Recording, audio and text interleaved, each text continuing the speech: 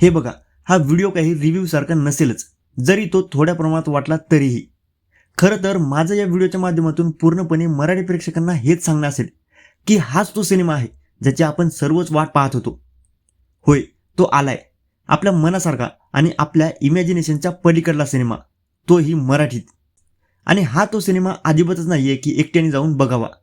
म्हणजे काय, तर तुम्ही कोणीतरी सोबत घेऊन जा आणि त्याला तुमच्याबरोबर हा सिनेमा दाखवा. माझं तर हेच म्हणणं असेल की तुम्ही तुमच्या एखाद्या मित्राला घेऊन जा आणि त्याला हा सिनेमा दाखवा. मी सांगतो 100% तुमचा मित्र सिनेमा बघितल्यानंतर तुम्हाला हेच म्हणेल, भगवान कसम क्या प्रोग्राम दिखा दिया तूने. गोंधळ हा सिनेमा खरं तर त्या लोकांनी लवकरात लवकर चित्रपटगृहात जाऊन बघावा, ज्या लोकांची अशी मेंटॅलिटी झाली आहे की मराठी सिनेमा आता रटाळ झालाय किंवा त्याच गावाकडच्या स्टोरीज मराठी सिनेमा दाखवतो. खरं तर त्या लोकांची मेंटॅलिटी ठीक करायलाच मला तर वाटतंय की गोंधळ हा सिनेमा आला असावा. आणि hats off to the director Santosh Dawkar. काय राव, काय सिनेमा बनवलाय. खरंच मानलं पाहिजे. काही दिवसांपूर्वीच त्यांनी लोकमत फिल्मीवर एक इंटरव्ह्यू दिला होता. त्या इंटरव्ह्यूमध्ये त्यांचे जे काही शब्द होते ते आज हा सिनेमा बघितल्यानंतर कळतंय की ते खरंच 100% खरे ठरलेत.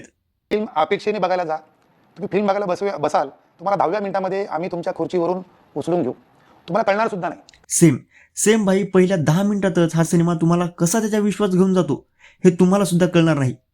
मी तर म्हणतो की पहिल्या मिनिटापासूनच हा सिनेमा तुम्हाला असं एंगेज करून ठेवतो की तुम्हाला स्वतःलाच हे कळणार नाही की तुम्ही खरंच एखाद्या सिनेमागृहात बसलाय की त्या पुढे चालू असलेल्या गोंधळात. जेव्हा जेव्हा या पृथ्वीवरती संकट येईल तेव्हा भक्ताच्या पाठीशी तुम्ही उभं राहावं.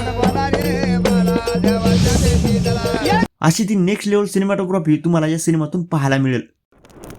आणि स्टोरीबद्दल बोलायचं झालं तर काय ती स्टोरी बांधली आहे. अहो, तुम्ही जर सिनेमाचा ट्रेलर बघून हा सिनेमा बघायला जात असाल तर थांबा, कारण त्या ट्रेलरमध्ये काहीच नाहीये. सिनेमा काहीतरी वेगळाच आहे. मी तर हा विचार करत होतो की याच सिनेमाचा ट्रेलर बघून मी आलो होतो का, कारण तुम्हाला ट्रेलरमधून काहीच समजणार नाही. या कथेचा 1% सुद्धा तुम्ही अंदाज लावू शकणार नाही. खरंच इमॅजिनेशनच्या पलीकडे जाऊन या सिनेमाची स्टोरी लिहिली गेली आहे आणि तेवढ्याच ताकदीने ती पडद्यावर उतरवली देखील गेली आहे. जेव्हा तुम्ही सिनेमागृहातून बाहेर पडाल तेव्हा मी सांगतो की 100% या सिनेमातील एक एक कलाकार तुमच्या डोक्यात असेल. एवढा त्यांचा ताकदीचा अभिनय आहे. खरं तर हा काही रिव्ह्यू व्हिडिओ नव्हताच. माझं फक्त एवढंच म्हणणं आहे आणि त्यासाठीच मी हा व्हिडिओ बनवलाय. ते म्हणजे प्रत्येक मराठी प्रेक्षकांनी नक्कीच हा सिनेमा बघावा. खरंच हा मराठीतील एक मास्टरपीस सिनेमा आहे आणि मराठीतील टॉपच्या सिनेमांच्या लिस्टमध्ये नक्कीच हा सिनेमा जाऊन बसलाय.